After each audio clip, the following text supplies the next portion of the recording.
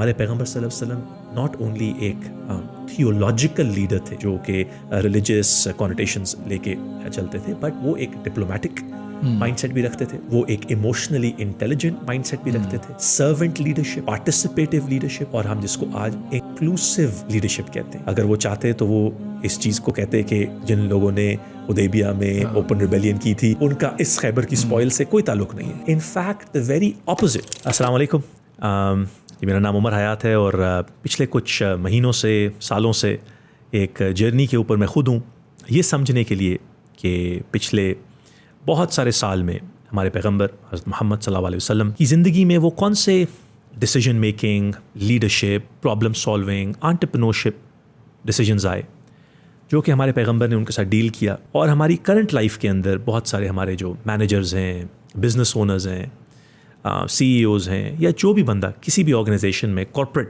Professional کام کر رہا ہے، وہ ان چیزوں سے کیا سیکھ سکتے ہیں، اور ہمارے پیغمبر صلی اللہ علیہ وسلم کی سیرت کے اندر وہ کون سے ایٹریبیوٹس ہیں جو کہ ایک لیڈر کے لیے کرٹیکل ہیں، ان کی کیا ایگزامپلز ہمیں سیرت سے ملتی ہیں۔ تو میں نے یو اے ای سے ٹریول کر کے یہاں پہ آنے کا مقصد یہ تھا کہ سیرا لیڈرشپ پروجیکٹ، جس کا مین فوکس یہ ہے کہ ہم انڈرسٹینڈ کر سکیں کہ not only leaders of today but leaders of the future کیسے بنائے سکتے ہیں۔ ہمارا یہ بلیف ہے کہ a leader's only job is to create other leaders, and we believe that never before and never since were more leaders created، نہ اس سے پہلے نہ اس کے بعد اتنے لیڈرز بنے جتنے حضور پاک صلی اللہ علیہ وسلم کی زندگی کے اندر، اسپیشلی ان 10 سالوں میں ہجرت کے بعد جتنے لیڈرز کریٹ ہوئے۔ تو وہ کون سی انوائرمنٹ تھی، وہ کون سا کلچر تھا جس نے اتنے لیڈرز بنائے؟ پچھلے 15 سال سے میں یو اے ای کے اندر ایک لیڈرشپ ڈیولپمنٹ پروگرام اور لیڈرشپ ٹریننگ کنسلٹنسی رن کر رہا ہوں۔ پچھلے 15 سال میں شاید 1 لاکھ سے زیادہ لوگوں کی میں ٹریننگ کر چکا ہوں، تقریباً 50 سے اوپر ممالک کے اندر، اور اس جرنی میں خود سیکھا ہوں۔ تو میں چاہتا ہوں کہ یہ جو ہم نے اتنے 15 سال میں اتنے لوگوں کو traditional western models of leadership سکھائے ہیں، تو آئی تھنک اب یہ وقت آ گیا ہے کہ پہلے تو ہم خود سیکھیں اور پھر لوگوں کو سکھائیں کہ ہمارے پیغمبر حضرت محمد صلی اللہ علیہ وسلم کی زندگی میں وہ کون سی ایسی کوالٹیز تھیں جن کوالٹیز کے ساتھ ناٹ اونلی انہوں نے اس وقت چیزوں کو مینیج کیا، بٹ اس کے بہت سارے 100 سال کے بعد تک اور شاید آج تک ہمیں وہ کوالٹیز ملتی ہیں، qualities of leading by example, qualities of servant leadership, of emotionally intelligent leadership, of strategic communication, of vision setting، وہ سارے معاملات جو کہ جن سے ہمیں سیکھنا چاہیے۔ تو سیرا لیڈرشپ پروجیکٹ کے انیشیٹو کے اندر انشاءاللہ ہم آپ کو نئے سے نئے انوویٹیو کٹنگ ایج ریسرچ لاتے رہیں گے۔ یہ سب وہ معاملات ہیں جو ہم نے کہیں نہ کہیں پڑھے ہوئے ہیں یا کہیں نہ کہیں ہم سمجھتے ہیں، مگر ان کو شاید ہم اپلائی نہیں کر سکے اپنی ڈے ٹو ڈے لائف کے اندر۔ تو انشاءاللہ ہماری نیت یہ ہے کہ سیرا لیڈرشپ پروجیکٹ کے تھرو ہم یہ سارے کانسیپٹس، آئیڈیاز جو کہ آج کارپوریٹ ورلڈ میں امپورٹنٹ ہیں، وہ ہمارے پیغمبر صلی اللہ علیہ وسلم کی سیرت میں سے لا کے لوگوں کے ساتھ لا سکیں۔ ماشاءاللہ عمر بھائی، آپ نے جو ایک انیشیٹو لیا ہے، یہ ایک ایسا انیشیٹو ہے جس کے اندر ہم بھی آپ کے ساتھ پارٹنر ان جرنی ہیں، اور موسٹ پرابلی اللہ تعالیٰ نے 15 ایئرز آپ کو جو اس سے پہلے کا جو لائف دی تھی، وہ اللہ تعالیٰ آپ کو اسی کام کے لیے پریپیئر کر رہے تھے کہ آپ نے پھر ایونچولی ایک لیڈرشپ کے لیے لیڈ کرنا ہے، اور فار دا رائٹ ٹائم اس کے لیے آپ کی ساری ٹریننگ، آپ کا سارا ایکسپوجر، آپ کا سب کچھ جو تھا نا، اب وہ رائٹ ٹائم ہے، جبکہ امت کو ہمیں اس وقت ضرورت بھی بہت زیادہ لیڈرز کی ہے، کیونکہ جب بھی کوئی بھی ایک چیلنج فیس ہوتا ہے امت کو، تو at the end of the day سب لوگ یہی ہوتے ہیں کہ ہماری لیڈرشپ کی ہی کمی ہے۔ تو بالکل رائٹلی آپ نے کہا کہ دس از دا ٹائم جب ہم نے اس سبجیکٹ کو آگے لے کے چلنا ہے، سو دیٹ ہم امت میں سے نیکسٹ بیچ آف ایک لیڈرشپ پیدا کر سکیں۔ ایک ٹرکش کے ایک اسکالر نے ایک بات بولی تھی اپنے ویژن شیئر کرتے ہوئے کہ ہم نے ایک گولڈن ایج آف مسلمس جو ہے نا وہ لے کے آنا ہے، golden generation to be exact انہوں نے کہا تھا۔ تو انشاءاللہ آئی ہوپ کہ آپ کا جو پروجیکٹ ہے انشاءاللہ وہ اس قسم کے ہی کے اندر بہت بینیفیشیل ہوگا انشاءاللہ. تو آپ بتائیں عمر بھائی پھر اس دفعہ آج والے ایپیسوڈ کے اندر آپ اس کو کس طرح سے لے کے چلنا چاہیں گے, کس طرح سے ڈیوائڈ کرنا چاہیں گے ہمارے اس ٹاپک کو؟ احمد بھائی انشاءاللہ سیرا لیڈرشپ پروجیکٹ کے جرنی کے اندر ہمیں بہت ہمارے لیے امپورٹنٹ ہے کہ کوئی بھی business owner, decision maker, employee, manager جو یہ پوڈ کاسٹ سن رہے ہیں وہ انڈرسٹینڈ کریں کہ جیسے کہ آج ہم کوئی اسٹریٹجک پروجیکٹ لیتے ہیں اس کی 5 اسٹیجز ہوتی ہیں. پہلی اسٹیج ہوتی ہے اپریزل, جہاں پہ آپ انڈرسٹینڈ کرتے ہیں کہ آج ہم کہاں ہیں, جس کو کہتے ہیں محاسبہ. ایک ہم محاسبہ کرتے ہیں کہ آج ہم اپنے آپ کو کہاں پاتے ہیں. اس کی اگلی اسٹیج ہے جی فارمولیشن, کہ ہم نے جانا کہاں ہے. یہ تو پتہ چل گیا کہ ہم آج کہاں ہیں, ہم نے جانا کہاں ہے. تھرڈ اسٹیج ہے ایویلیویشن, کہ جہاں ہم آج ہیں اور جہاں ہم نے جانا ہے اس رستے میں ہمیں کون سے رسکس آئیں گے, کون سے تھریٹس آئیں گے, جس کے اندر احمد بھائی کارپوریٹ ورلڈ کے اندر کنٹینجنسی پلاننگ یا رسک میٹیگیشن کی بہت کلاسز پڑھائی جاتی ہیں اور بہت کام کیا جاتا ہے. لوگوں کو بہت سارے پیسے دیے جاتے ہیں تاکہ وہ یہ کام کر سکیں. فورتھ اسٹیج ہے امپلیمنٹیشن, کہ اب آپ نے یہ دیکھ لیا کہ آپ آج کہاں ہیں, آپ نے دیکھ لیا آپ نے جانا کہاں ہے, آپ نے رسکس میٹیگیٹ کر لیے, تھریٹس کو انڈرسٹینڈ کر لیا, اب آپ نے پریکٹیکلی اپلائی کرنا ہے اور آپ نے امپلیمنٹ کرنا ہے اس اسٹریٹجک پروسیس کو. اس کے اندر کون سی اسٹرینگتھس ہیں, کون سی ویکنیسز ہیں, اور کون کون سے وہ ریسورس مینجمنٹ, ریسورس ایلوکیشن, اس کے اندر اگین بہت سارا آج کام ہوتا ہے.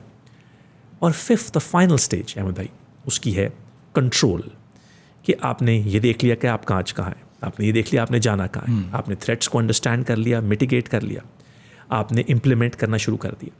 اس کے بعد ہاؤ ول یو انشور کہ آپ اس اسٹریٹجک جرنی پہ رہیں, جس کو مائل سٹوننگ کہتے ہیں, کہ جی ہم 1 سال میں یہاں ہوں گے, 3 سال میں یہاں ہوں گے, اور 5 سال میں ہم یہاں ہوں گے.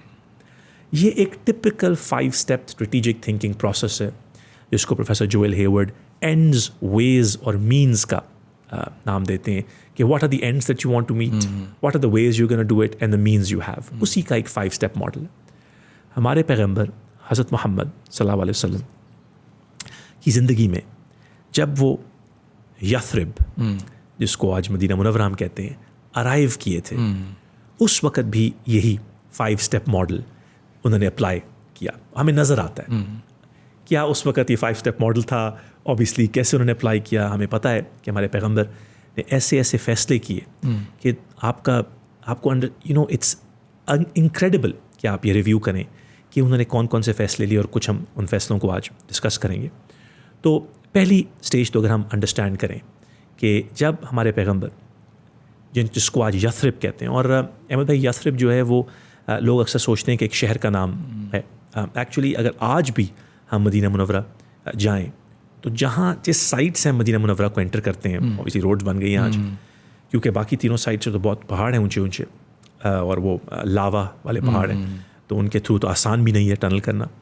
تو آج بھی ہم جہاں سے گزرتے ہیں, اور پہلے بھی جو قافلے آتے تھے, وہ وہاں پر ایک کنواں تھا یثرب کے نام سے. اس کنویں کا اور اس جگہ کا نام یثرب تھا. تو ایکچولی وہ لوگ سمجھتے ہیں کہ اس کے بعد جو پھر وہ گاؤں یا آتے گئے, جو ہیبیٹیشنز آتی گئیں, وہ اس کا نام بھی یثرب پڑ گیا.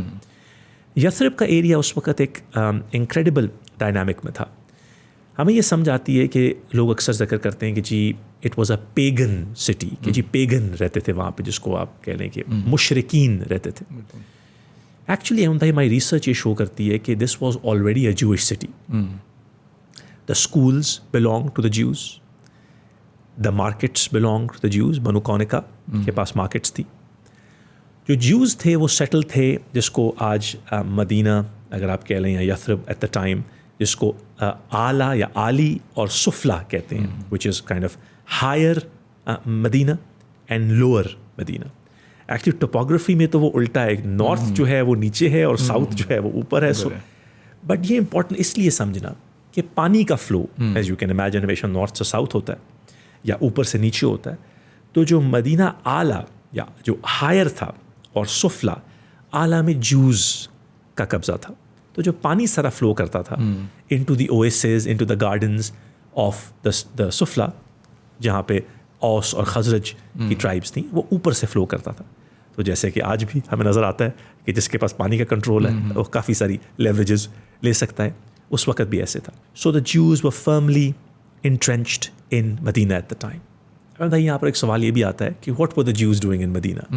And as we know, of course, that they were waiting for the Prophet. They knew that the Prophet would come. اور یہ بڑی انٹرسٹنگ بات ہے احمد بھائی, بیکاز جب ہم پھر اسٹڈی کرتے ہیں, ریسرچ کرتے ہیں ہسٹری کو, ہم دیکھتے ہیں کہ جب ان جیوز کو یہ احساس ہو گیا کہ ان میں سے بھی کچھ ایسے جیوز تھے جو رائٹ اوے اس بات کا احساس کر گئے تھے کہ وہ پروفٹ جس کا وعدہ کیا گیا تھا وہ آ گئے ہیں. وہ آہستہ آہستہ مدینہ سے نکلنا شروع ہو گئے تھے. بنو نذیر کے کیس کے اندر تو وہ جا کے خیبر میں انہوں نے پھر خیبر کو جا کے وہاں پر رہنا شروع ہو گئے تھے. تو at the time Medina was a Jewish city with a few pagans living in it. اور monotheism کے basically the opposite of مشرکین, polytheism, already اس جگہ کافی monotheistic لوگ رہتے تھے. تو جب ہمارے پیغمبر صلی اللہ علیہ وسلم وہاں پر آئے تو احمد بھائی یہ بہت ایک مس نومر ہے, ایک مس انڈرسٹینڈنگ ہے. لوگ کہتے ہیں کہ جی وہ ایک دم سے آئے اور وہ لیڈر بن گئے. ایکچولی ریسرچ یہ شو کرتی ہے کہ ناٹ اونلی وہ لیڈر اس وقت وہ نہیں بنے, ان فیکٹ وہ تقریباً 200 لوگوں کے ساتھ, کچھ نریشنز میں 70 ہے, کچھ میں 200 ہے, بٹ جنرلی اسپیکنگ 200 لوگوں کے ساتھ ہمارے پیغمبر اس جگہ آئے جس کو آج ہم مدینہ منورہ کہتے ہیں. وہاں پہ ان کو ویلکم بھی تقریباً 200 لوگوں نے کیا. اور ہمیں پتہ ہے کہ یہ وہی لوگ ہیں جو خزرج کے لوگ تھے, اور خزرج کے لوگوں نے اس لیے بھی ویلکم کیا کیونکہ ایک ہمارے پیغمبر صلی اللہ علیہ وسلم کی جو وائف تھیں وہ خزرج سے ان کا تعلق تھا. جو اوس دوسری ٹرائب تھی انہوں نے تو 5 سال ہمارے پیغمبر صلی اللہ علیہ وسلم کو اس طرح ایکسیپٹ نہیں کیا اور لیڈر نہیں مانا. اب آپ امیجن کریں احمد بھائی کہ ایک انسان ایک جگہ آتے ہیں اور جہاں پہ ان کے پاس 400-500 فالوورز ہیں اور جیوز بھی خلاف ہیں اور باقی ٹرائبز بھی خلاف ہیں. نارتھ ایسٹ کے اندر غطافان ٹرائب ہے جو کہ بڑی جنگجو قسم کی ٹرائب ہے جو کسی وقت بھی اٹیک کر سکتے ہیں. ساؤتھ کے اندر قریش ہیں جن کی سے بھاگ کے آپ پرسیکیوشن سے بچ کے آئے تھے. نارتھ کے اوپر آپ کے پاس خیبر ہے اور بنو نذیر ہے, وہ بھی کبھی اٹیک کر سکتے ہیں. اب یہ ہے جس کو ہم اپریزل سٹیج کہتے ہیں کہ اپنے آپ کو انہوں نے کس سٹیج میں پایا. یہاں پہ ہم دیکھتے ہیں کہ پہلی چیز دستور مدینہ, کانسٹیٹیوشن آف مدینہ سے پہلے احمد بھائی ہمارے پیغمبر نے ایک سینسس, جس کو مردم شماری کہتے ہیں, انہوں نے سینسس کیا ٹو انڈرسٹینڈ کہ ہمیں کیا وہ انوائرمنٹ ہے جس کے اندر ہم اپنے آپ کو آج پا رہے ہیں. اس کے بعد انہوں نے اس جگہ پہ کام شروع کیا. احمد بھائی آپ مجھے بھی شیئر کریے گا, آپ کی بھی ریسرچ ماشاء اللہ, آپ نے اتنا کام کیا اس ٹاپک کے اوپر اور پڑھائی بھی ہے سیرت. کیا یہ جو اپریزل سٹیج ہے اس چیز کے لیے کیا ہمارے پیغمبر پہلے سے تیار ہو رہے تھے, اور کچھ سالوں پہلے تک وہ کیا ایسی چیزیں ہو رہی تھیں ہمارے پیغمبر کی زندگی میں جس سے وہ اس چیز کو, الحمدللہ ہمیں پتہ ہے ڈیوائن انٹرونشن تو تھی, اللہ تعالیٰ کی مدد تو تھی ہی تھی, بٹ ان کی اپنی پرسنالٹی میں کیا ایسی چیزیں تھیں جس کے لیے وہ تیار تھے تاکہ ان چیزوں سے وہ ڈیل کر سکیں. اگر ہم سیرہ کو دیکھیں نا تو 2 ٹرمز کو میں پرسنلی بھی ایلیبریٹ کرتا ہوں. ایک یہ کرتا ہوں کہ جو مکہ تھا نا وہ تو تھا ایک ہوموجینس سوسائٹی تھی, ایک ہی ریلیجن تھا, ایک ہی ٹرائب تھی پرائمریلی قریش, پھر ایک ہی لینگویج ہے, سارے عربک بولتے ہیں, ایتھنیسٹی وائز بھی وہ سب ایک کہہ سکتے ہیں کہ ہوموجینس سوسائٹی تھی. جو یثرب تھا وہ تھا اصل میں ایک ہیٹروجینس سوسائٹی, جس طرح سے آپ نے بھی اس کو ہائی لائٹ کیا کہ پرائمریلی جو ڈومیننس تھی نا وہ ایک جیوز کی تھی, اور ان کی آپس میں کوئی نہ کوئی ایک ہر وقت کی ایک سول وار چلتی رہتی تھی. اوس تھا قبیلہ, خزرج قبیلہ تھا, پرائمریلی یہ تھے پیور عرب ٹرائبس تھیں جو کہ ہسٹوریکلی یمن سے مائیگریٹ کر کے آئے تھے.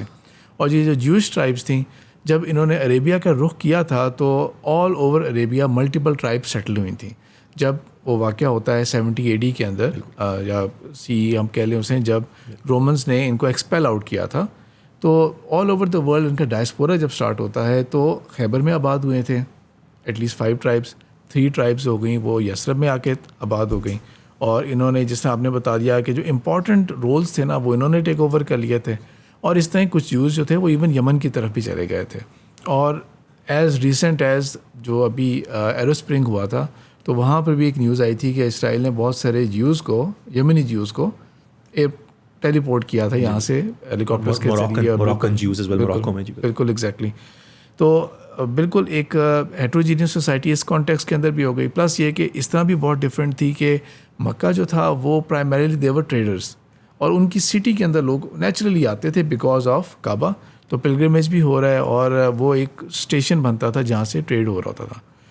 جبکہ یثرب جو تھا وہ ان کے پاس جو تھا وہ ہارویسٹ کر سکتے تھے بیسٹ ایٹ بیسٹ, اویسس تھا وہ ایک. اور جو اس کا جو ڈائنامکس تھے جس سے آپ نے بہت اچھی طریقے سے بتا دیا کہ ہمیں مائنڈ میں امیجنیشن یہ آتی ہے انیشلی کہ ایز ایف کہ ایک سٹی ہے جو کہ جب کہ وہ چھوٹے چھوٹے گروپس کے اندر اوس و خزرج کے اٹ سیلف بھی آگے فردر سب کلینس تھے اور وہ اسکیٹرڈ تھے آل اراؤنڈ مختلف جگہوں پہ رہ رہے تھے. جوز بھی ایک ساتھ نہیں رہتے تھے, تو ان کی مارکیٹس پلیسز بھی الگ تھیں اور بالکل ایسے تھا. پروفٹ صلی اللہ علیہ وسلم کی سیرہ کے اندر جب ابو طالب کی وفات ہوتی ہے, دیٹ واز دا ٹائم جب پروفٹ صلی اللہ علیہ وسلم ہی ریئلائزڈ کہ مکہ از نو لانگر اے پلیس جہاں پہ وہ رہ سکتے ہیں, کیونکہ ابو طالب جو کہ ان کو پروٹیکشن دے رہے تھے سالہ سال سے, اب بن گئے ہیں ابو لہب اس کے سردار.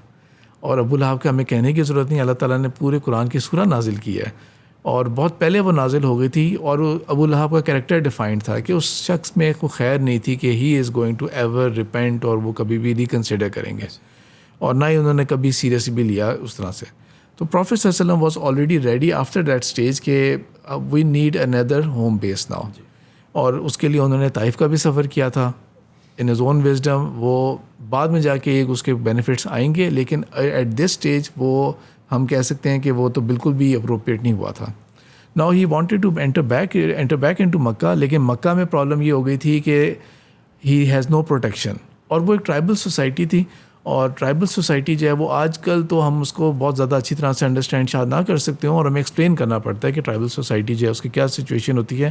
لیکن پروفٹ صلی اللہ علیہ وسلم's اون ٹرائب واز ناٹ گیونگ ہم پروٹیکشن. ابو لہب کے انڈر رہتے ہوئے he was not getting that protection. اور ٹرائب کا سچویشن یہ ہوتی ہے کہ آلدو حمزہ رضی اللہ تعالیٰ عنہ بھی وہاں پہ تھے, موجود تھے, اور وہ خود بھی ابو لہب کے بھائی ہیں اور مسلمان ہیں, لیکن he is not in that position. Abbas جو تھے, جو بعد میں جا کے eventually going to become a Muslim, لیکن ابھی at this stage he is a sympathizer of the prophet just like Abu Talib was, لیکن ابھی وہ بھی پروٹیکشن دینے کی پوزیشن میں نہیں ہے. So the prophet had to ask multiple non Muslims, جن میں سے موتم بن عدی نے ان کو ایونچولی پروٹیکشن دے دی تھی. یہاں سے نا یہ دا profit is ready that he has to migrate to a new homeland, اور اللہ تعالیٰ جو ہیں وہ اس ہوم لینڈ کو پریپیئر کر رہے ہیں. تو صحیح بخاری کے اندر ایک واقعہ آتا ہے کہ عائشہ رضی اللہ تعالیٰ نے فرمایا تھا, جنگ بعاث کا ذکر کیا تھا, جو اس وقت یثرب میں ایک سول وار ہو رہی تھی بٹوین اوس اینڈ خزرج, اور ایک سائڈ کے اوپر جوز کے ایک پارٹی تھی, ایک سائڈ پہ دوسری پارٹی تھی وہ. And during that war, during that fight, وہ انہوں نے آپس میں, جیسا سول وار کا ہوتا ہے کہ اس قدر لاس ہوا تھا کہ موسٹ آف دیٹ, وہ جو ایک ایلڈرس کی لاٹ تھی نا, دے ہیڈ پاسڈ اوے, قتل ہو گئے تھے, ختم ہو گئے تھے. ریلیٹیولی ینگر لاٹ جو تھی وہ سامنے آئی تھی. ہاں دیور سم جو کہ نیوٹرل رہے تھے, جس میں ایک شخص جو تھا وہ عبداللہ بن ابی تھا, جس کا بعد میں جا کے ایک بہت نیگیٹو رول آئے گا. تو he was from Khazraj but he remained over all neutral. تو پروفٹ صلی اللہ علیہ وسلم کی اپنا بھی ایک لنک تھا وے بیک ان کی والدہ کی سائڈ سے. Then his father was also buried there, واپسی کے اوپر his mother also got buried in Abwa. تو ایک اس طرح کا لنک تھا. ایک ویک لنک وہ بھی تھا جو آپ نے بتا دیا, سودا رضی اللہ تعالیٰ عنہ, ہی بلانگ فرام خزرج, لیکن وہ کوئی ایسا بہت کوئی وہ چیز نہیں تھی کہ مطلب کہ پروفیٹ صلی اللہ علیہ وسلم وینٹ ٹو یسرا, وہاں سے لے کے آئے تھے. He was one of the initial Muslims جو کہ مائگریٹ بھی کیا تھا انہوں نے. اور لیکن انہوں نے جب وہ ان کے ہسبینڈ کی ڈیتھ ہو گئی تھی تو پروفیٹ صلی اللہ علیہ وسلم نے ان کو پھر پرپوز کیا تھا. She was a lady of an elder age. تو اتنا کوئی اسٹرانگ بائنڈنگ نہیں تھی, ورنہ پروفیٹ صلی اللہ علیہ وسلم نے انیشلی اس کو کنسیڈر کرتے. He considered Taif. Why? Because Taif was very much similar to Mecca. وہ بھی ایک ہوموجینس سوسائٹی تھی, سیم ریلیجن فالو ہو رہا تھا وہاں پر بھی ایک ہی قبیلہ آباد تھا, بنو ثقیف کا. سو ان دا وے دا پروفیٹ صلی اللہ علیہ وسلم واز تھنکنگ, تو انہوں نے یہ سوچا, لیکن اللہ was preparing some other place for the prophet. اور وہ جب پلیس پریپیئر ہوا تھا تو جب انٹریکشن ہوا پروفیٹ صلی اللہ علیہ وسلم کا, جس طرح آپ نے بیچ میں بات بولی, دا جوز ور آلریڈی دیئر. وہ کیوں تھے؟ دے ور ہوپنگ کہ ایک پروفٹ آنے والے ہیں. اب یہی جو جنگیں ہوتی رہتی تھی نا, وہی عرب ٹرائبس خزرج اور Aws, they kept on hearing this from the Jews کہ ایک نبی آنے والا ہے, ایک نبی آنے والا ہے, and when he is going to come, کوئی شکست نہیں دے سکتا انہیں. بالکل ایسے. تو یہ وہ سن کے بیٹھے ہوئے تھے. بالکل ایسے. رسول پاک صلی اللہ علیہ وسلم جہاں پہ شروع سے لے کے اپنے تمام ابتدائی سالوں کے اندر وہ سب کچھ کرتے رہے تھے کہ اسلام کے پیغام کو دوسری ٹرائبس تک پھیلانے کے لیے. صرف ایڈ آن یہ ہو گیا تھا اب آفٹر طائف یا آفٹر ابو طالب, وہ یہ ہو گیا کہ now he is not just preaching the message of Islam, he also wants a group جو ان کو اب ایک طرح سے ہم کہہ لیں ہوسٹ کرے, ان کو اسپانسر کرے انہیں کہ ان کو لے کے جائے ساتھ اپنے. اور اس میں جب پروفیٹ صلی اللہ علیہ وسلم کی ملاقات ان 6 لوگوں سے ہوتی ہے جو اس وقت خجرت سے تھے صرف, اور آپ صلی اللہ علیہ وسلم نے جب اپنا تعارف کرواتے ہوئے ذکر کیا, اور آپ نے بات بالکل ٹھیک بولی تھی کہ جیوز اتنے ڈومینیٹ کرتے تھے وہاں پہ کہ جب انہوں نے اپنا تعارف کروایا نا کہ ہم یثرب سے ہیں, خزرج کے ہیں, تو آپ صلی اللہ علیہ وسلم نے جو پہلی ایسوسیشن پہ کی نا, انہوں نے کہا وہ جو یہودیوں کے علاقہ ہے وہاں سے, تو انہوں نے کہا یس ایگزیکٹلی. بھائی یہاں سے ہم بات کو آگے لے کے چلتے ہیں, بیکاز بالکل آپ نے ایک اچھا سیگوے کیا. اس سے پہلے کہ ہم اس مومنٹ سے آگے چلیں, ایک واقعہ میں سنانا چاہتا ہوں آپ کو کہ ابھی ریسنٹلی کچھ ہفتے پہلے میں ابھی سعودی عرب گیا ہوا تھا, اور الحمدللہ اللہ کے حکم, اللہ کی اجازت سے مدینہ منورہ میں اکثر جانا ہوتا ہے. اللہ اس میں استقامت دے, بار بار جانے کی توفیق عطا فرمائے, اور وہاں پہ سیکھنے کی توفیق عطا فرمائے, اور وہاں سے واپس آ کے اور لوگوں کو سکھانے کی توفیق عطا فرمائے, جیسے کہ ہمارے صحابہ کیا کرتے تھے. ہم ان کی تو خاک کے برابر بھی نہیں ہے, بٹ ہماری نیت وہی ہونی چاہیے کہ ہم جائیں, کچھ سیکھیں اور واپس آ کے شیئر کریں لوگوں کے ساتھ. تو میں ایک بندے کے ساتھ بیٹھا ہوا تھا جو بندے کا اوریجنلی تعلق طائف کے ساتھ ہے, تو میں ان کو لیڈرشپ پڑھا رہا تھا ایک کلاس کے اندر. تو جب وہ ساری انہوں نے مجھے بات سنی تو وہ مجھے واپس آیا, انہوں نے مجھے کہا کہ دیکھیں پیغمبر صلی اللہ علیہ وسلم کی رحمت کا ہمیں تو یہ سب کو سٹوری پتہ ہے کہ جب وہ طائف گئے اور وہ کس حال میں طائف گئے. اب اس چیز کو اگر ہم سوچیں کہ اس وقت جس طرح آج احمد بھائی سائبر بلینگ ہو سکتی ہے نعوذ باللہ, یا آپ کا کیریکٹر یا نہ کسی کی پرسنالٹی کو چھالا جا سکتا ہے ان کے کیریکٹر کو, اس وقت the worst thing that could happen to someone وہ یہ تھا کہ آپ کو آؤٹ کاسٹ کر دیا جائے اپنی ٹرائب سے. جس طرح آپ نے کہا نا, ان کو پیٹرنیج چاہیے تھی, ان کو سپورٹ چاہیے تھی, کیونکہ اپنی ٹرائب سے تو وہ ان کو ایکسپیل کر دیا گیا تھا. اس مائنڈ سیٹ کے ساتھ, اس اسٹریس کے ساتھ, اس پریشانی کے ساتھ وہ طائف جاتے ہیں. اوبیسلی وہ اسنیک پاتھ اوپر لیتے ہیں جہاں پہ ان کے پاؤں بلیڈ کرتے ہیں. پھر جیسے آپ نے بنو ثقیف کا ذکر کیا, ان کتنی بری ٹریٹمنٹ ہوتی ہے, ساری ہمیں اسٹوری پتہ ہے. اس کے بعد جب وہ پیغمبر صلی اللہ علیہ وسلم انجرڈ اسٹیٹ میں بیٹھتے ہیں, فرشتے آتے ہیں, ان سے پوچھتے ہیں کہ اگر آپ کا حکم ہو تو ہم اس شہر کو تباہ کر دیں.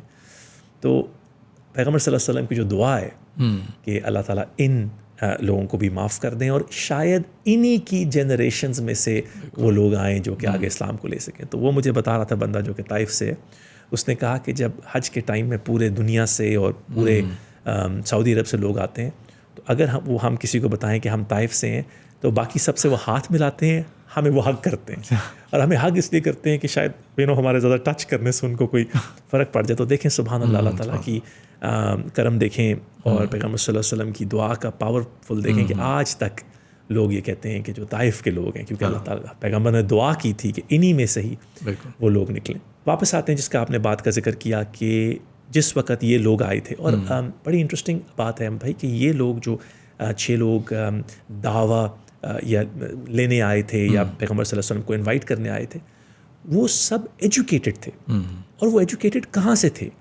وہ وہی بیت مدرسہ جو کہ جوز ہی کنٹرول کرتے تھے, وہاں سے وہ پڑھے لکھے تھے. تو امپورٹنس یہ بھی ہے اس بات کو لنک کرنے کی کہ وہ جو انوائرمنٹ ہے اس وقت یثرب کی, وہ ایک ایسی انوائرمنٹ ہے جہاں پہ جیوز ڈومیننٹ ہے, جہاں پہ مونوتھیزم آ چکا ہوا ہے, جہاں پہ کچھ پہلے وارز ہو چکی ہوئی ہیں. سو ان سم ویز جو ہماری اپریزل سٹیج ہے وہ یہ سمجھتی ہے کہ now they were ready for a leader, but there was already somebody who thought that he would be the next king. ابن سلول جس کا نام آتا ہے کہ وہ اپنا کنگڈم لینے کو تیار تھا.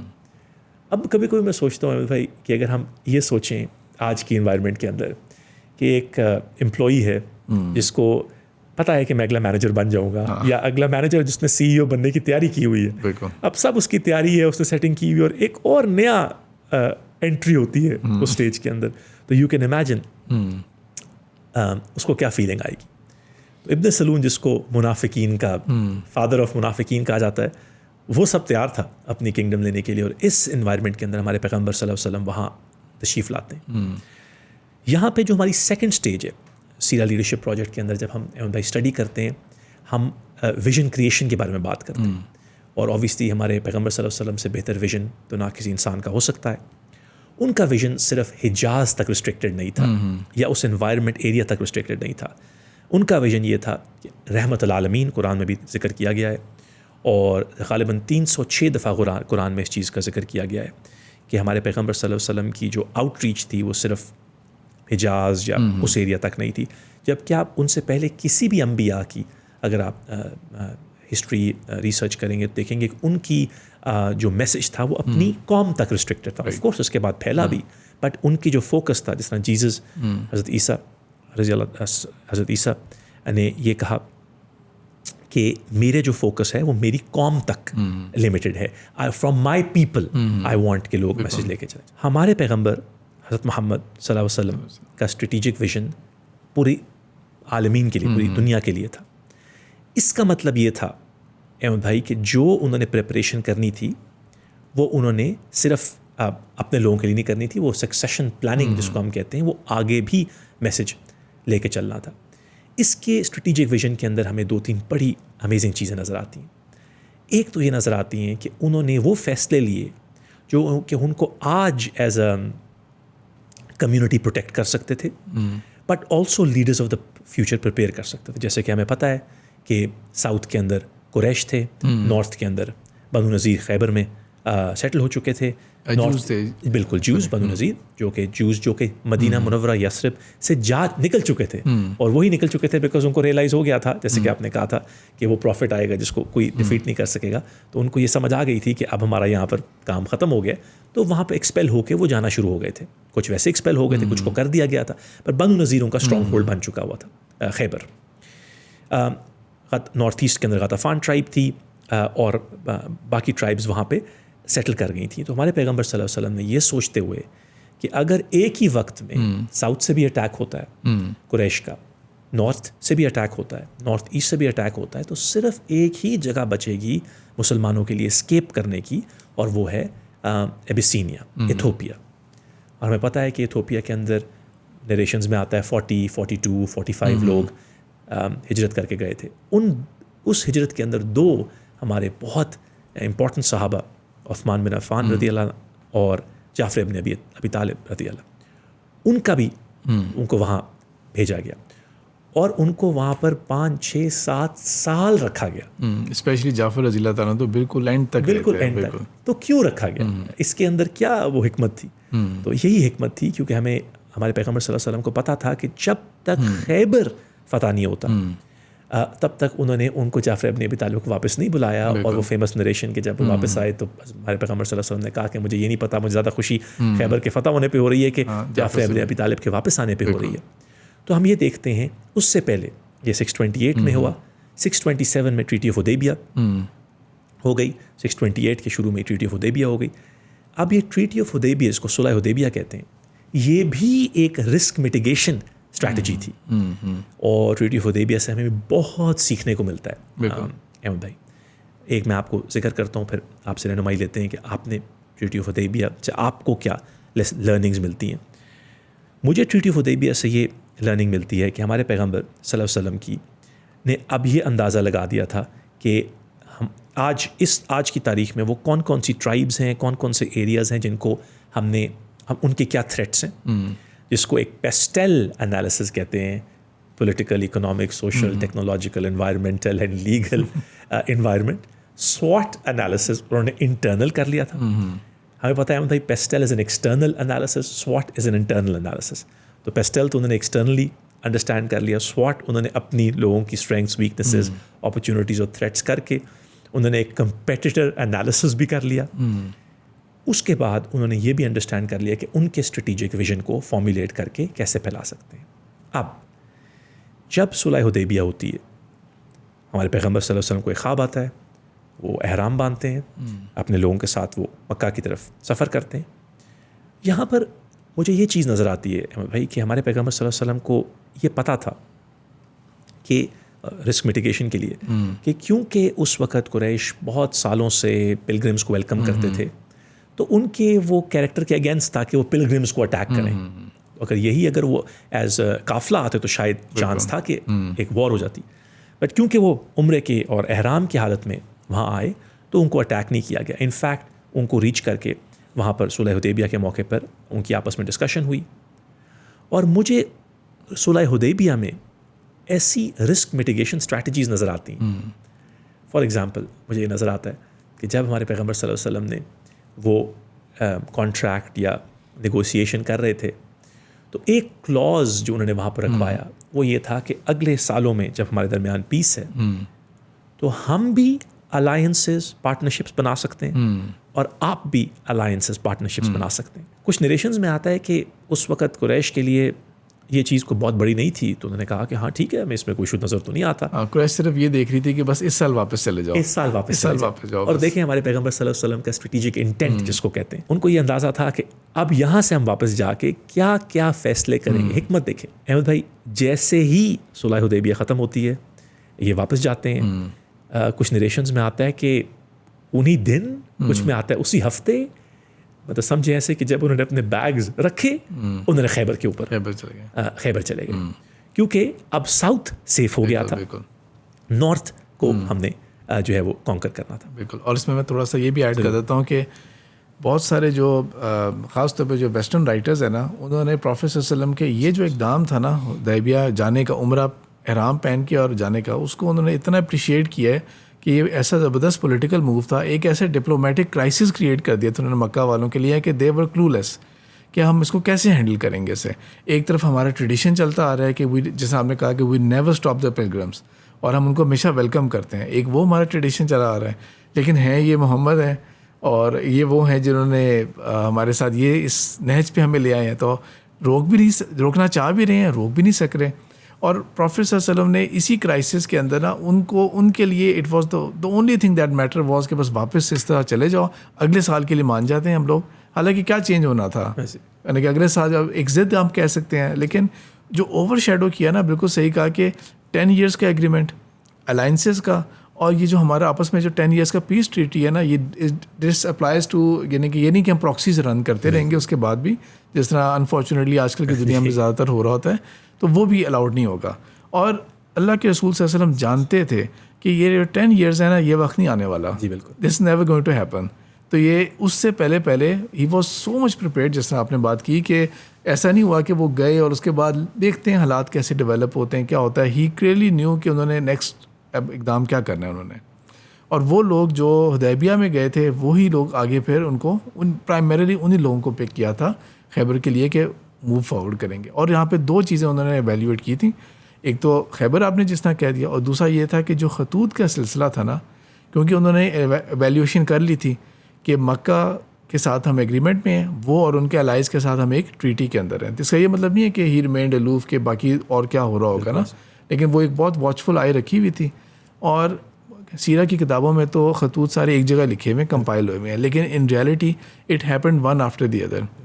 ایک لیٹر بھیج دیا, اس کو انالیسس کیا کہ کیا رزلٹ آیا, ہاؤ ٹو کیا کہہ سکتے ہیں نا اس کے کہ ٹیک دا نیکسٹ اسٹیپ ناؤ, پھر اس کے بعد کس کو اسلام کی دعوت دیں گے. تو یہ اللہ کے رسول صلی اللہ علیہ وسلم نے یہ 2 پرام چیزیں جو تھی نا, یہ بہت اپرچونیٹی کا فائدہ اٹھایا تھا. اور جس طرح آپ خیبر کا کہہ رہے تھے, آپ پلیز کنٹینیو کریں اس میں. بڑی انٹرسٹنگ بات ہے. سیرا لیڈرشپ پروجیکٹ کے اندر جب ہم اسٹڈی کرتے ہیں, ہم Martin Lings, Karen Armstrong, sealed nectar, جو بہت ساری famous biographies, I think Karen Armstrong کی جو کتاب is probably one of the most researched books on the biography of the Prophet Muhammad صلی اللہ علیہ وسلم. یہ ہیں ماڈرنسٹک یا آج کل کی کنٹمپرری بایوگرافیز. اوبیسلی اگر ہم پیچھے جائیں تھوڑا سا احمد بھائی, تو ہمیں یہ نظر آتا ہے کہ جو فرسٹ کمپائلڈ ورک جو ابن اسحاق نے 705 710 سے شروع کیا تھا کہ وہ کمپائل کرنا, جس کو آج ہم سیرہ کا نام دیتے ہیں. اگین یہ بات حدیث کی نہیں ہو رہی, یہ بات قرآن مجید کی نہیں ہو رہی, یہ بات ایون سنت کی نہیں ہو رہی, یہ بات جس کو ہم سیرت کہتے ہیں, جو کہ لائف آف دا پروفیٹ صلی اللہ علیہ وسلم, جیسے کہ the way he lived, the way he was, the way he interacted with other people. اس کی جو کمپلیشن ہے وہ تقریباً 705 سے آگے شروع ہوتی ہے. تو آپ امیجن کریں کہ 70-80 سال کا ٹائم گزر چکا ہے, جس کے اندر کوئی ریٹن ورک, آف کورس تابعین اور تبع تابعین میں سے وہ وربل نریشنز تو ہیں ہی. اس کے اندر ہمیں یہ ذکر نظر آتا ہے کہ جو جن کو ہم حضرت زبیر رضی اللہ تعالیٰ, جو کہ بہت امپورٹنٹ اور بہت ایک صحابہ ہیں ہمارے پیغمبر صلی اللہ علیہ وسلم کے, ان کی اولاد میں سے عبداللہ ابن زبیر اور عروہ ابن زبیر, جو کہ جس کو اسلام کا سیکنڈ فتنہ کہا جاتا ہے, کہ اراؤنڈ دا 700, یہ جو ہمارا گریگورین کیلنڈر ہے, اس کے اندر 700 تقریباً 70 ایئرز آفٹر پروفیٹ صلی اللہ علیہ وسلم, کہ اب امیت جو تھے, جو کہ اب اسٹرانگ ہو چکے تھے, وہ عبد المالک جو کا خلیفہ تھا 705 کے اندر، جس نے حجاج بن یوسف اور پھر بعد میں محمد بن قاسم، اسی کے ہی ریفرنسز وہ پھر سب کانٹیننٹ میں اسلام پھیلا. ہمیں یہ نظر آتا ہے کہ جب عبداللہ بن زبیر کی ڈیتھ ہوئی، کیونکہ یہ بیسکلی دو سمجھ لیں کہ دو رائیول خلافت چل رہی تھی اس وقت، ایک مدینہ منورہ کی خلافت تھی اور ایک دماسکس اور سیریا کی جہاں پہ امید تھے. تو عروہ ابن زبیر نے ایک خط لکھا عبد المالک کو، جس کے اندر انہوں نے ذکر کیا کہ دیکھیں میرے my brother has now passed away, میری تمہارے سے کوئی جنگ نہیں ہے، تو تم آ کے اپنی خلافت سنبھال لو. تو عبد المالک نے ان کو یہ خط لکھا واپس کہ یہ تو میں کر لوں گا، مگر because you are from Medina I would love to know more about our prophet. Who was our prophet? تو وہ جو 9 لیٹرز، جو 9 خط لکھے ہیں عروہ ابن زبیر نے عبد المالک کو، وہ فاؤنڈیشن بنتے ہیں ابن اسحاق کے، اور بعد میں ابن اسحاق کی بکس کمپائل کی ابن ہشام نے 770 کے اندر، جو کہ سیرہ کو نریٹ کرتی. یہ تھوڑا سا کانٹیکس میں دینا چاہتا تھا، بیکاز اس لیے امپورٹنٹ ہے کہ جو آج ہم جن چیزوں کے بارے میں ذکر کرتے ہیں، ہمیں صلح حدیبیہ کے بارے میں ایز اے ہسٹوریکل ایونٹ تو ہمیں سمجھ آتی ہے کہ جی یہ ٹریٹی ہو گئی. دستور مدینہ، کانسٹیٹیوشن آف مدینہ جو آج بھی اویلیبل ہے پڑھنے کے لیے، وہ ہمیں نظر تو آتی ہے. But who was the person, who was our beloved Prophet صلی اللہ علیہ وسلم, who was the person that was in that context جو یہ ڈیسیجن لے رہے تھے. ہمیں یہ بھی انڈرسٹینڈ ہم کرتے ہیں کہ صلح حدیبیہ کے اندر بہت سارے ایسے صحابہ جن کو ہم سینئر صحابہ کہیں گے، وہ ناخوش تھے حدیبیہ کے. انفیکٹ اتنے ناخوش تھے کہ بعد میں انہوں نے جو ہے وہ اپنے ڈسپلیجر کا اظہار بھی کیا، اور نریشنز میں آتا ہے کہ اوپن ریبیلین ٹائپ ایک سما بن چکا تھا. بٹ ہمارے پیغمبر صلی اللہ علیہ وسلم کی آپ حکمت دیکھیں کہ جیسے ہی حدیبیہ سے ہم واپس گئے، ہم نے خیبر فتح کیا، خیبر کی سپوائلز جو ہیں وہ انہوں نے اسٹریٹجکلی اس طرح شیئر کی کہ وہ جو حدیبیہ میں ناخوش تھے ان کو بھی خیبر کی سپوائلز شیئر کی گئیں، تاکہ ان کو واپس جو ہے وہ میٹیگیٹ کیا جائے. یہاں پہ احمد بھائی ایک بہت امپورٹنٹ چیز ہے، ہمارے پیغمبر صلی اللہ علیہ وسلم ناٹ اونلی ایک تھیولوجیکل لیڈر تھے جو کہ تھیوسینٹرک، مطلب جو کہ ریلیجیس کونوٹیشنز لے کے چلتے تھے، بٹ وہ ایک ڈپلومیٹک مائنڈ سیٹ بھی رکھتے تھے، وہ ایک ایموشنلی انٹیلیجنٹ مائنڈ سیٹ بھی رکھتے تھے، سرونٹ لیڈرشپ، پارٹیسپیٹیو لیڈرشپ، اور ہم جس کو آج انکلوسیو لیڈرشپ کہتے ہیں. اگر وہ چاہتے تو وہ اس چیز کو کہتے کہ جن لوگوں نے حدیبیہ میں اوپن ریبیلین کی تھی ان کا اس خیبر کی سپوائل سے کوئی تعلق نہیں ہے. In fact the very opposite. اور ایک اور ذکر کرنا چاہوں گا، اسی طرح ہی ہمارے پیغمبر صلی اللہ علیہ وسلم کی جو فورگیونیس تھی، ایمپتھی، جس کی ایگزامپلس اتنی زیادہ ہیں. اس کو تعاطف کہتے ہیں عربک کے اندر، ایمپتھی. ہمیں ایک کمال مثال تب نظر آتی ہے جب عہد کے بعد کچھ مسلمان، ظاہری بات ہے جنہوں نے پیغمبر صلی اللہ علیہ وسلم کی نہیں مانی تھیں ایڈوائس، اور جس کے بڑا ہیوی نقصان اٹھانا پڑا مسلمانوں کو. ہمارے پیغمبر صلی اللہ علیہ وسلم کو جو پروجیکٹائل، جس کو مسائل کہتے ہیں، وہ لگا ان کے دانت میں، ٹیتھ میں، ان کے جو دانت مبارک تھے وہ شہید بھی ہوئے. اور نریشنز میں آتا ہے کہ جب ان کو وہ لگا تو وہ صلی اللہ علیہ وسلم جب گرے تو وہ جو چین آرمر تھا، جو میل چین میل کہتے ہیں جس کو، وہ ان کے چیک کے تھرو گیا تو ان کو اسکار بھی رہا پوری زندگی. جب وہ گرے وہ انکانشیس ہوئے، جب صحابہ نے ان کو پروٹیکٹ کرتے ہوئے، ان میں سے وفات بھی ہوئیں اور شہادت بھی ہوئیں ان صحابہ کی جو ان کو پھر پروٹیکٹ کر کے لے کے گئے واپس. تو بڑا انٹرسٹنگ آتا ہے کہ اس سارے ایپیسوڈ کے بعد اللہ تعالیٰ کا قرآن میں پیغمبر صلی اللہ علیہ وسلم کو یہ کہنا کہ آپ ان کو معاف کریں اور پھر ان سے جا کے مشورہ کریں. بالکل. سو ناٹ اونلی یہ کہ آپ ان کو معاف کریں، بٹ ان سے بعد میں مشورہ بھی کریں. تو مجھے ہمیشہ یہ بہت چیز اسٹرائک کرتی ہے کہ ہمارے پیغمبر صلی اللہ علیہ وسلم کو اللہ تعالیٰ کس طرح مطلب پریپیئر کر رہے تھے. پریپیئر تو وہ آلریڈی تھے نبوت کے لیے، بٹ ان ڈیفیکلٹ چیلنجز سے ڈیل کرنے کے لیے، اور احمد بھائی ان ڈیفیکلٹ لوگوں سے ڈیل کرنے کے لیے. ہمارے پیغمبر صلی اللہ علیہ وسلم کہتے ہیں I had the toughest people because some of these people, can you imagine, they already knew he was a prophet. They had already accepted him as a prophet. پھر بھی جب کوئی فیصلہ ہوتا تھا تو وہ کہتے تھے یہ فیصلہ آپ کر رہے ہیں کہ اللہ کی طرف سے آیا فیصلہ؟ اگر اللہ کی طرف سے آیا ہے تو ہم قبول کرتے ہیں، اگر آپ کی طرف سے آیا ہے تو ہم ایکسپلین کریں کہ یہ کیوں کر رہے ہیں ہم. ان چیزوں کو مد نظر رکھتے ہوئے ہمیں یہ سمجھ آتی ہے کہ ہمارے پیغمبر صلی اللہ علیہ وسلم ایک ڈائنامک لیڈر تھے، ایک پارٹیسپیٹیو لیڈر تھے، جو کہ کمپلیٹلی اپنے لوگوں کو سمجھتے تھے اور ان کو مینیج کرنے کے لیے بہترین ترتیب بنایا کرتے تھے. انکلوسیوٹی کی آپ نے جو بات کی کہ انہوں نے جو یہ تھا نا ریئیکشن ایٹ دیٹ ٹائم، کیونکہ حدیبیہ کے موقع کے اوپر جو صحابہ گئے تھے نا ان میں سے کوئی بھی ہپوکریٹ کیٹیگری کا کوئی بھی نہیں تھا، منافقین میں سے نہیں تھا، کیونکہ سب کو پتا تھا کہ ہم جا رہے ہیں مکہ والوں کے پاس وداؤٹ اینی ویپنس، اور ہم احرام کی حالت میں جا رہے ہیں تو اینی تھنگ کین ہیپن. تو اس لیے وہ لوگ تو فلٹر آؤٹ پہلے ہی ہو گئے تھے. جنہوں نے پروٹیسٹ کیا تھا ان میں ابو بکر رضی اللہ تعالیٰ عنہ، ہی وازنٹ یعنی کہ کہہ سکتے ہیں کہ فلی کنونسڈ، لیکن چلیں وہ کانٹیسٹ نہیں کر رہے تھے اس چیز کو. حضرت عمر جیسا بندہ وہ رضی اللہ تعالیٰ عنہ وہ اس قدر کانٹیسٹ کر رہے ہیں، تو یعنی کہ دس از امیزنگ. آج کل کی لیڈرشپ کے اندر کوئی بھی اس کو ٹالریٹ نہ کر پائے کہ اس طرح. ہاں بالکل، آج کے بورڈ روم میں اگر آپ امیجن کریں، بلکہ میں اسے ایک اسٹیپ آگے لے کے جاتا ہوں. ہم نے پہلے بھی اس چیز کا ذکر کیا، بٹ یہ بہت امپورٹنٹ چیز ہے کہ بدر کے موقع کے اوپر جب ہمارے پیغمبر صلی اللہ علیہ وسلم نے ان کو ایک کینوپی سی دی گئی تھی جس کے نیچے وہ بیٹھے تھے اور ویٹ کر رہے تھے، کیونکہ یہ لوگ پہلے پہنچ چکے ہوئے تھے بدر کے گراؤنڈ میں. تو جب وہ آگے سے مشرکین کی فوج آ رہی تھی، قریش کی فوج، تو جو ابھی آج بھی اگر ہم جائیں بدر میں، تو ایکچولی اگر ہم ریسنٹلی ابھی اللہ نے مجھے اجازت دی بدر کے مقام پہ جانے کی، تو وہاں پہ جا کے کیونکہ گرمی کا ٹائم تھا تو ذرا میں کوئی اور نہیں تھا، تو میں ذرا آنکھیں بند کر کے امیجن کر رہا تھا کہ یہاں پر آج سے 1400 کچھ سال پہلے کیا سما ہوگا کہ جہاں سے ہمیں کفار کی وہ آرمیز نظر آ رہی تھی. وہ کہتے ہیں کہ ایک ایلیویٹڈ پلین تھا، تو جب وہ وہاں سے آ رہے تھے، اب کوئی ڈرون ٹیکنالوجی تو تھی نہیں کہ احساس کیا جائے کتنے لوگ تھے، تو ایسے لگتا تھا کہ تھاؤزنڈز کے حساب سے وہ آ رہے ہیں. تو ہمارے پیغمبر صلی اللہ علیہ وسلم نے اپنے ہاتھ اٹھائے دعا کرنے کے لیے، تو وہ نریشنز میں آتا ہے کہ his hands were shaking, and اس طرح کہ ابو بکر نے ان کے ہاتھ میں پکڑ کے کہا کہ دیکھیں اگر آپ ایموشن شو کریں گے یا فیئر شو کریں گے تو ہمارے جو لوگ ہیں وہ سارے پریشان ہو جائیں گے. تو پھر انہوں نے اللہ تعالیٰ سے دعا کی اور وکٹری کی دعا کی. بٹ اس موقع کے اوپر ایک نریشن میں آتا ہے کہ ایک ینگ صحابی پیغمبر صلی اللہ علیہ وسلم کے پاس آئے اور انہوں نے کہا کہ جب ہم یہاں کھڑے ہیں، ہماری جو اسٹینڈنگ ہے ہم غلط کھڑے ہیں، ہمیں اس جگہ جانا چاہیے.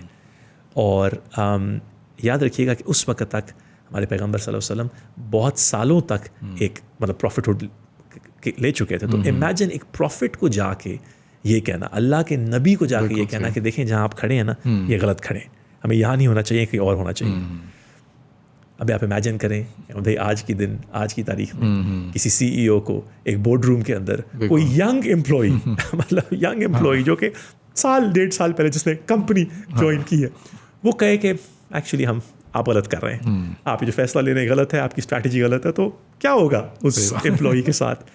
ہمارے پیغمبر صلی اللہ علیہ وسلم نے ناٹ اونلی وہ بات سنی، انہوں نے وہ بات مانی، اور الحمدللہ اسی ڈیسیجن اور اللہ تعالیٰ کی خاص نعمت کی وجہ سے پھر اسی ڈیسیجن کی طرف سے مسلمانوں کو پھر وکٹری بھی نصیب ہوئی.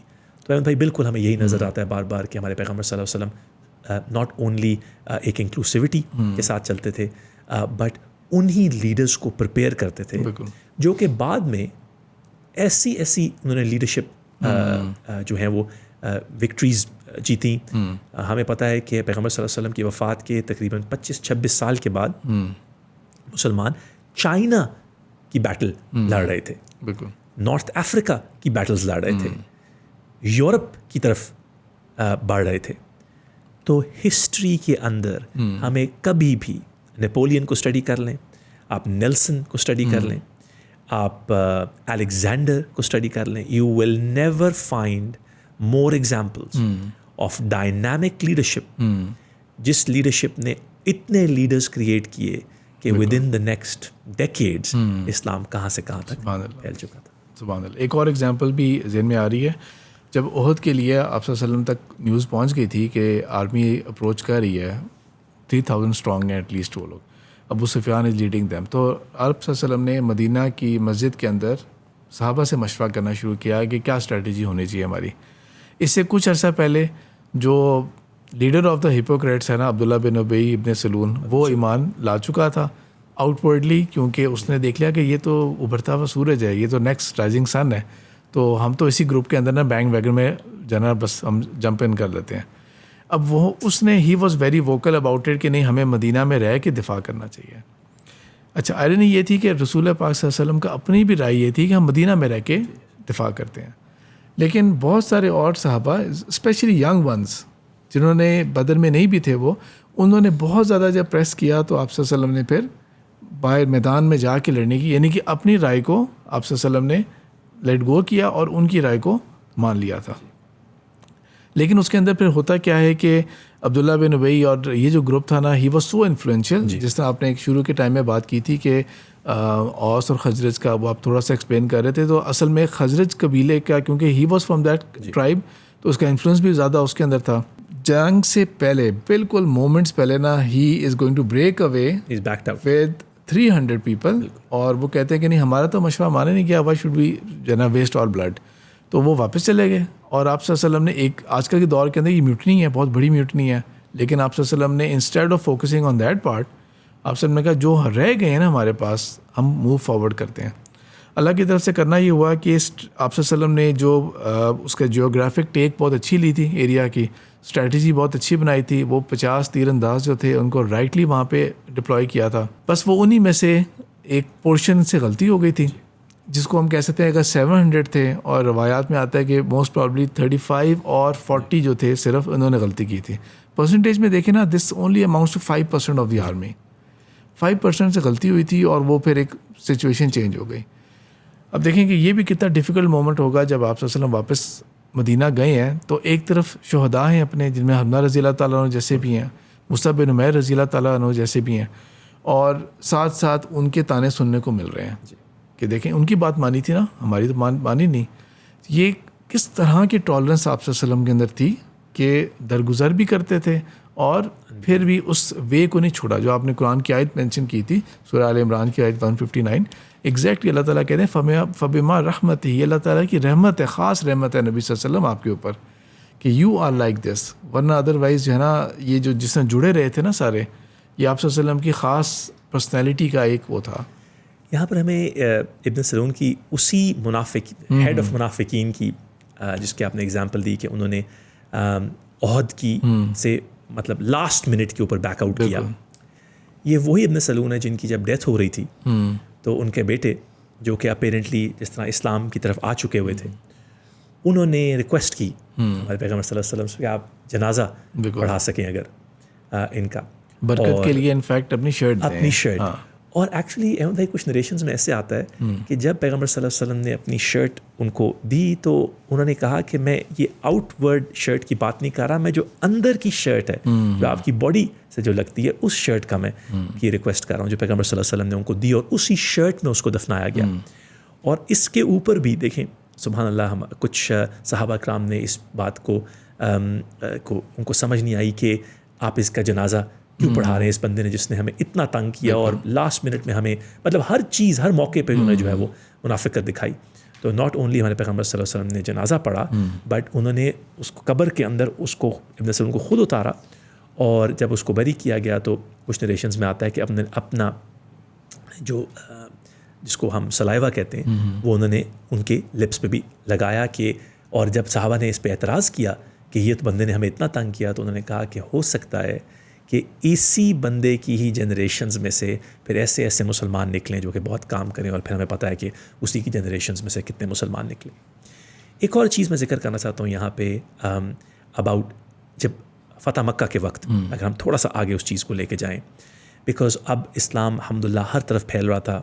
بڑی آپ کی صحیح بات تھی کہ یہ جو انویٹیشنز تھیں to different kings and emperors at the time, جب اسلام پھیل رہا تھا اس کے اندر ہمیں ایک چیز یہ بھی نظر آتی ہے کہ ڈفرینٹ ٹرائبز کو اب جس طرح آپ نے کہا کہ احساس ہو گیا تھا کہ اب ٹیبلز ہیو ٹرنڈ، تو اب now either we are with ہم اور we are going to be the enemy.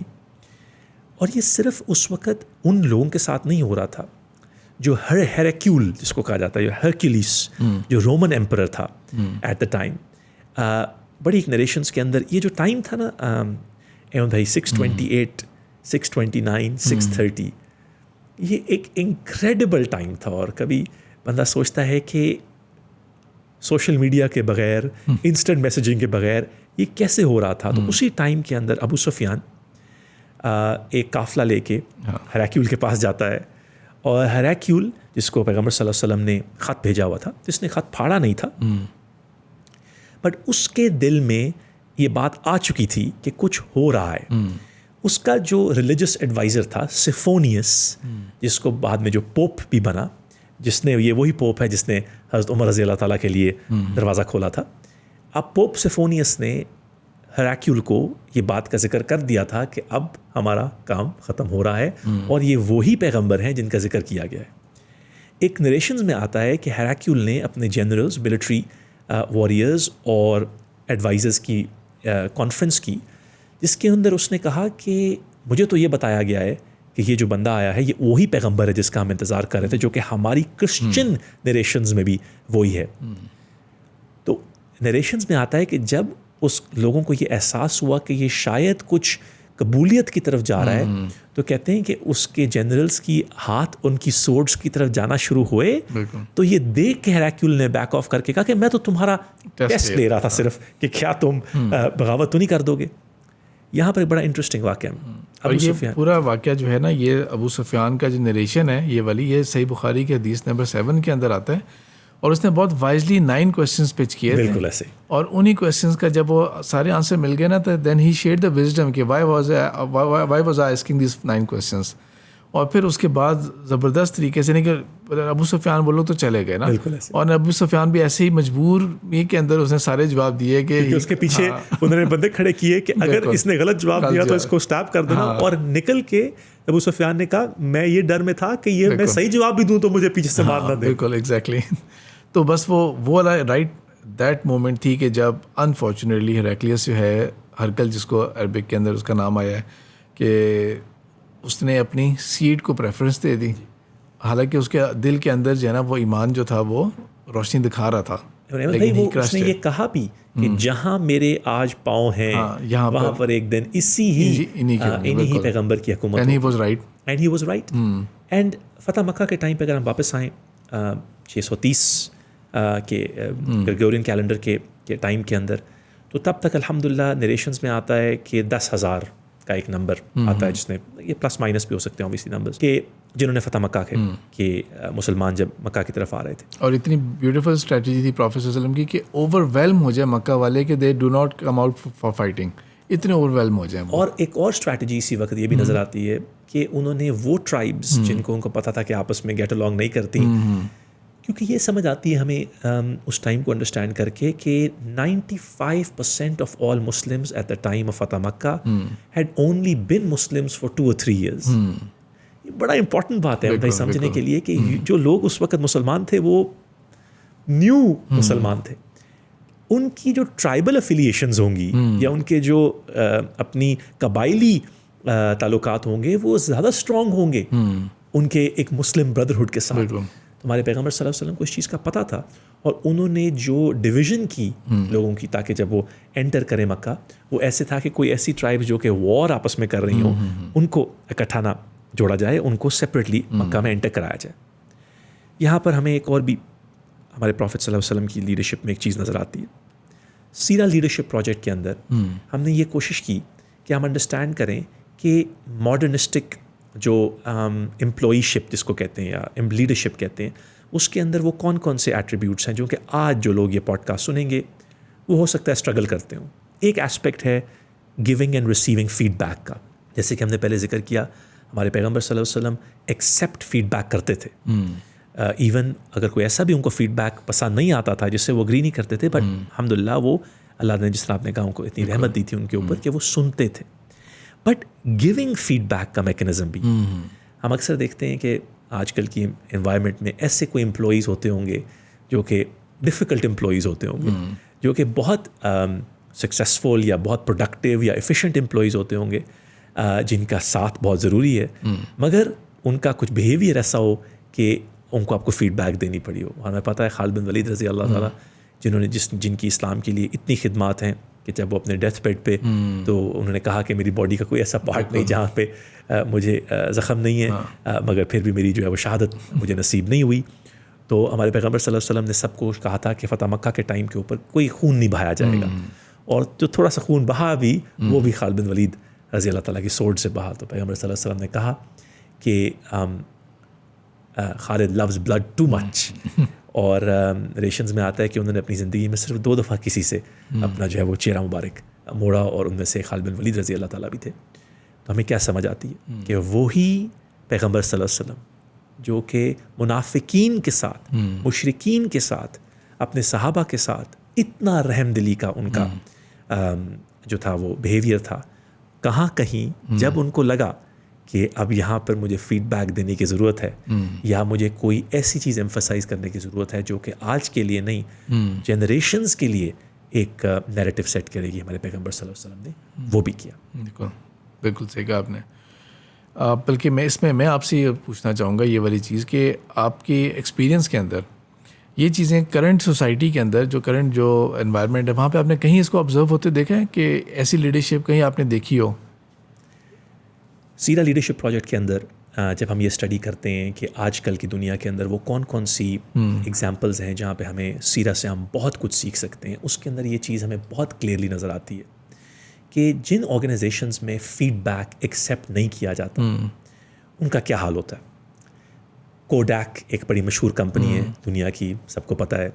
1997 میں Kodak had 87% of the world's market share of film, اور they were the number 1 company in the world. اور اس وقت digital camera کی دور دور تک کوئی ایگزامپلز نہیں تھیں.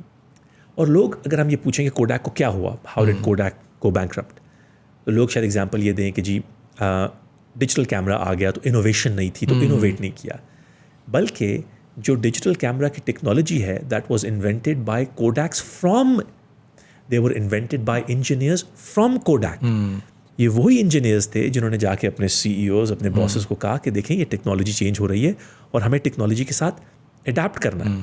اب آپ احمد بھائی اس چیز کو سوچیں کہ امیجن کریں اپنے آپ کو ایک 1997 میں ایک بورڈ روم کے اندر جہاں پہ 87% آف مارکیٹ شیئر آپ کے پاس ہے اور year after year record profits آ رہے ہیں، اور وہاں پر کوئی اگر آ کے یہ کہے کہ جی میرے خیال میں ہمیں اس ٹیکنالوجی کو اسٹاپ کر دینا چاہیے، I think we should completely change our strategy. میں اپنی سی ای او اپنی سینئر مینجمنٹ کی ڈیسیجن سے ڈس ایگری کرتا ہوں، تو اس امپلائی کے ساتھ کیا ہوگا؟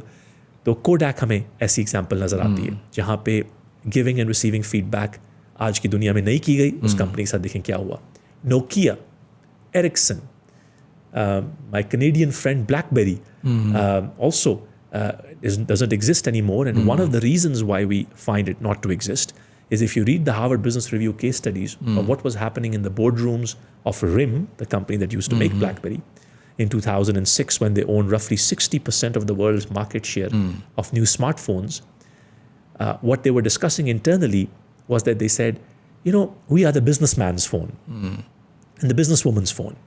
And business people, they don't want social media. This is for kids, social media. They said, we don't want music in our phones. This is for kids. Of course, we know that's not the case. So what was happening is that their customer was changing and they were not changing with it.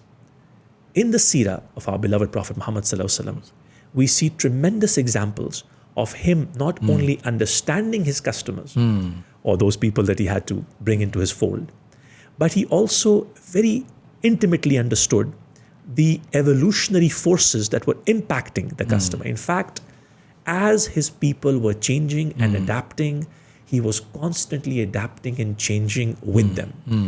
These are practical, day-to-day challenges that managers, directors, CEOs, business owners have to deal with on a day-to-day basis. That as the landscape within which we operate continues to change, agile and adaptability and agility are some of the things that must be practiced from current leaders, just like it was practiced in the life of our Prophet Muhammad sallallahu alaihi wasallam. Seerah Leadership Project کے اندر جب ہم 5-step strategic thinking model کو دیکھتے ہیں جس کے اندر appraisal پہلی stage ہے، formulation، evaluation، implementation اور پھر control، تو ہم یہ انڈرسٹینڈ کرتے ہیں کہ ہمارے پیغمبر صلی اللہ علیہ وسلم نے سب سے پہلے اپریزل کیا، جس کے اندر سینسس کیا، انہوں نے مردم شماری کی، جس کے اندر انہوں نے دستور مدینہ بنایا، انڈرسٹینڈ کرنے کے لیے کہ اس وقت ان کے پاس کیا ریسورسز تھیں، کیا انوائرمنٹ تھی.